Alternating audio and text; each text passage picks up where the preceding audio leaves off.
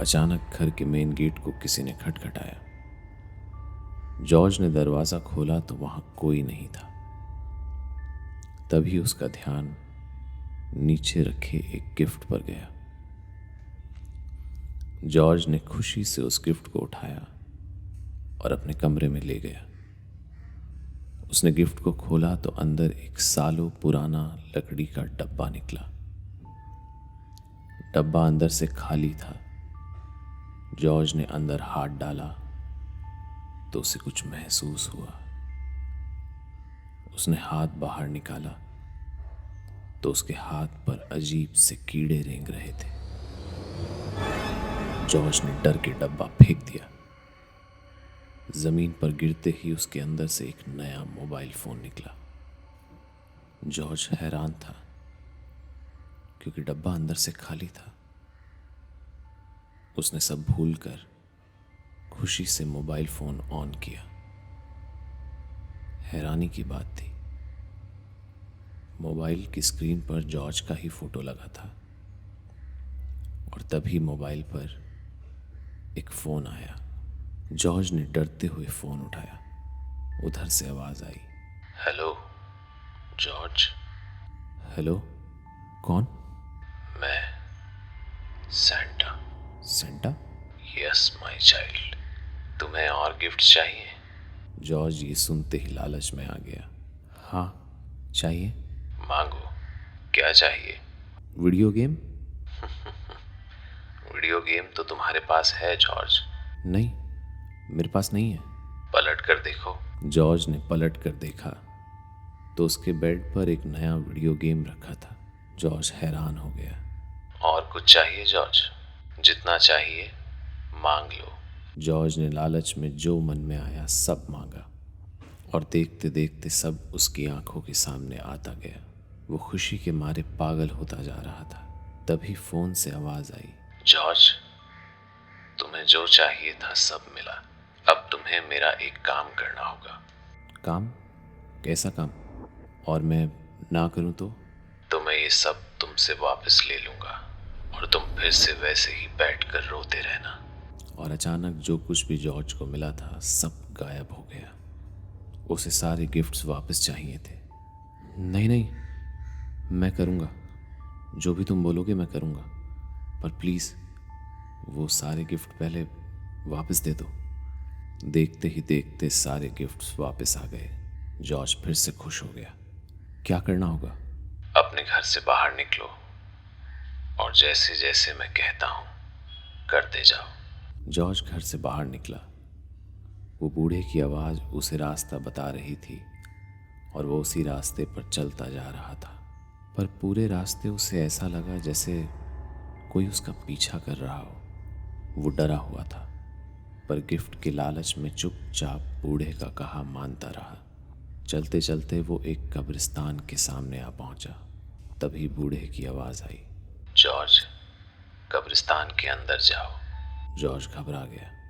उस सुनसान सड़क पर खड़े जॉर्ज के पसीने छूट रहे थे और उसे बार बार ऐसा लग रहा था कि कोई उसके पीछे है। और जब उसने आहिस्ता से पलटकर पीछे देखा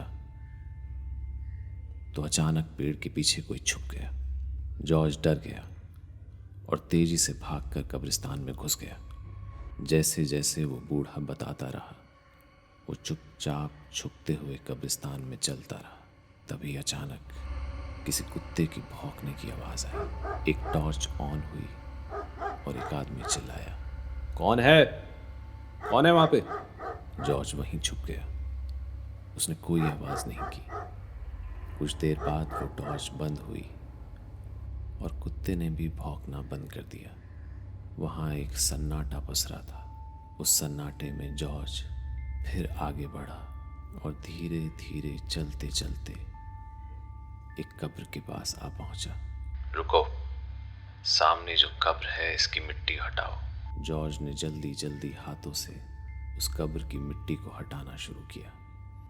ये किसकी कब्र है? ये मेरी कब्र है जॉर्ज। ये सुनते ही जॉर्ज की धड़कनें रुक गई। उसके हाथ पांव ने काम करना बंद कर दिया। वो वहीं पर रुक गया। रुको मत, जॉर्ज ने सारी मिट्टी हटा दी। अब मेरी बात ध्यान से सुनो।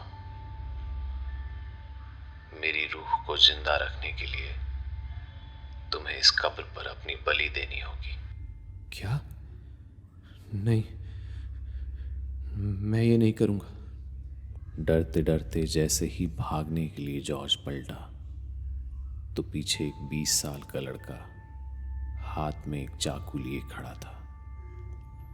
इससे पहले जॉर्ज चिल्लाता, उसने जॉर्ज का मुंह बंद कर दिया। उस लड़के के गले में भी एक मोबाइल फोन लटका था जिससे उसी बूढ़े की आवाज आ रही थी। जॉर्ज, तुम अकेले नहीं हो। इस लड़के को भी मैंने ढेर सारे गिफ्ट दिए और अब इसे तुम्हारा गला काटना होगा, वरना मैं इसके सारे गिफ्ट छीन लूंगा। बूढ़े ने जैसे ही अपनी बात खत्म की, उस लड़के ने जॉर्ज का गला काट दिया और जॉर्ज का खून उस बूढ़े की कब्र पर चढ़ा दिया। जॉर्ज के घर पर रखे सारे गिफ्ट धीरे धीरे गायब हो गए और फिर कुछ ही देर में एक साया उस कब्र से निकला। वो उसी बूढ़े का साया था जिसकी रूह जॉर्ज की बलि के बाद उस कब्र से छूट गई थी। जिस लड़के ने जॉर्ज का गला काटा था वो डर के मारे कपकपा रहा था। उसने डरते डरते उस साये से पूछा, मैंने उसकी गर्दन काट दी,